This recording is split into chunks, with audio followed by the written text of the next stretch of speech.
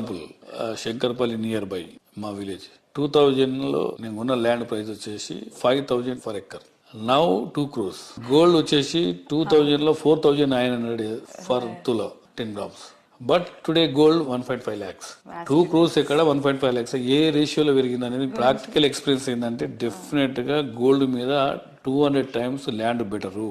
Land మీద invest చేసుకోవడం అనేది బెస్ట్. ఎందుకంటే ఆల్మోస్ట్ మన జనాభా పెరుగుతా ఉంది. హైదరాబాద్ ఈ లెవెల్లో అనుకున్నామండి, ఎవరు అనుకోలే కదా ఇట్లా ఈ లెవెల్లో గ్రోత్ అవుతుందని ఎవరైనా ఎక్స్పెక్ట్ చేశారా? ఆల్మోస్ట్ 60-70 kilometers రేంజ్ లో హైదరాబాద్ విపరీతంగా గ్రోత్ అవుతా ఉంది. హైదరాబాద్ లో బ్యూటీ ఏంటంటే ప్రతి ఏరియా ఒక క్లస్టర్ కింద ఏర్పడతా ఉంది. జూబ్లీస్ ఒక క్లస్టర్, కుకుడుపల్లి ఒక క్లస్టర్, దిల్సుఖ్నగర్ ఒక, చందనగర్ ఒక క్లస్టర్, మైదపట్నం ఒక క్లస్టర్, శంషాబాద్ ఒక క్లస్టర్, గచ్చిబౌలి ఒక క్లస్టర్.